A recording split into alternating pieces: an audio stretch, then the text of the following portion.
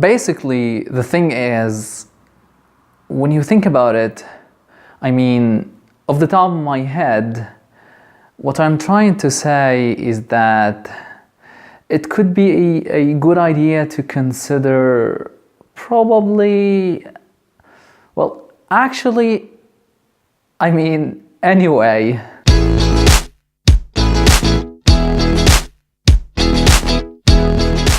Hello French fries, it's Islam from ITEE, and today I'd like to talk to you about conversation fillers, like the ones that I mentioned at the beginning of the video.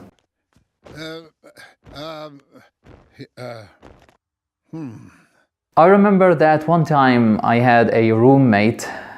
He was sitting in his room and I was sitting in my room, and we had the doors opposing to each other and they were open, and he was just playing video games as far as I remember, and I was doing something on my laptop, and suddenly out of nowhere he started talking and he said, I mean, and then he started telling me a story. I don't remember what the story was, but I was wondering at that point, I mean is used to explain something that someone said. But he did not say anything. He just started a conversation by saying, I mean. Imagine with me this scenario. A friend is coming to you or me and says, hey, I just got 10 out of 10 in my previous exam. And then we would respond by saying, no way, you're gonna be kidding me.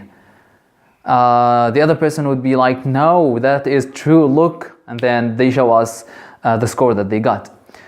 So what was the point of saying, no way, or are you kidding me?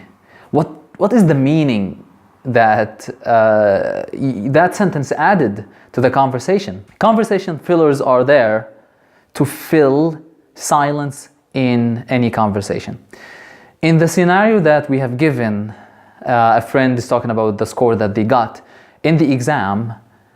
Let's try to imagine the exact same scenario but without conversation fillers and see how it goes. Hey, I just got 10 out of 10 in my exam. And then I'm like, and then he would try to make sure that I heard what he said. Hey, I got 10 out of 10. And then I'm like, then he would continue, are you listening to me? Yes, I am listening. Then why aren't you responding to anything?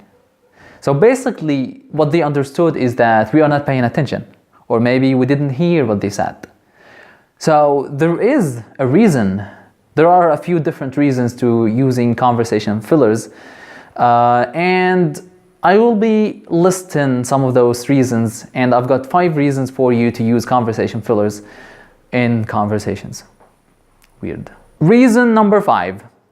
To show that you are thinking. For example, a friend, a good friend, is telling you to study. Hey, what would be a good time for us to meet and study?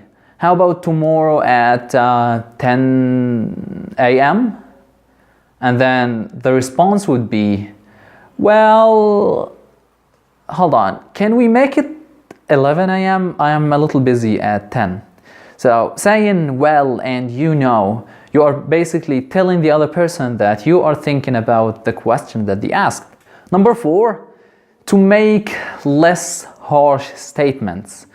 Like for example, if a friend of mine is having something in their hair and I'd like to point that out, or something on the face, I would say, hey, you got something on your face.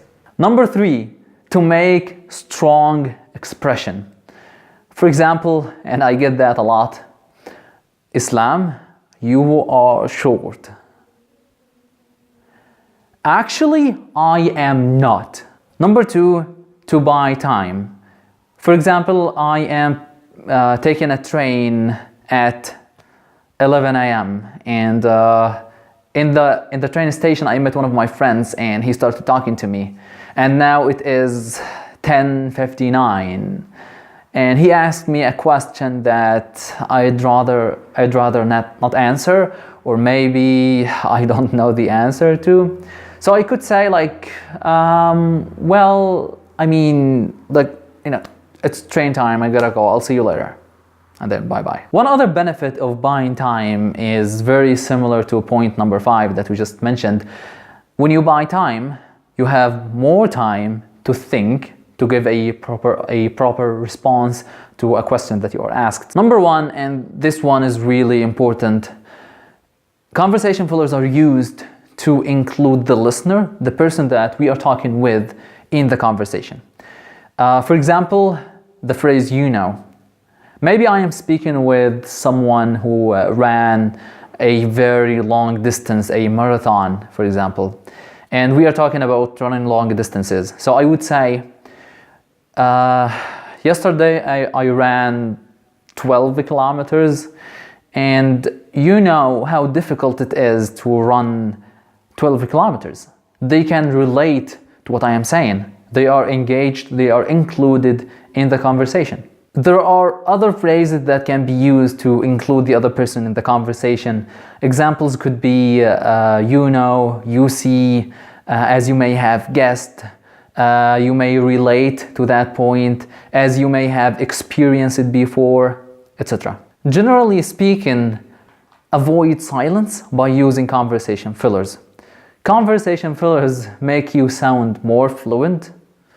Actually, it makes you more fluent, and it gives you time to think, it buys you time, it does lots of things, and everybody uses conversation fillers, from native speakers to people who are learning a second language. So it is a crucial part of any conversation that we are having. I will be listing a few that I said in this video and some other conversation fillers in the description below. Make sure to use those. And you can come up with your own conversation fillers. You can just like build up a sentence, a phrase out of nowhere, and people can understand that you are thinking, or you are just telling them that you are paying attention. There are lots of ways to do that.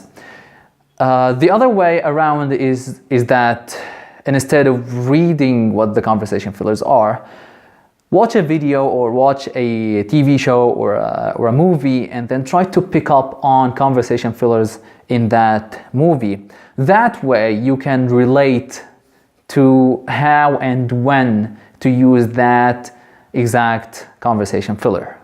I was wondering if you could possibly subscribe. I mean, it would be really nice if you liked the video. You get what I'm trying to do here, right? Quote of the day.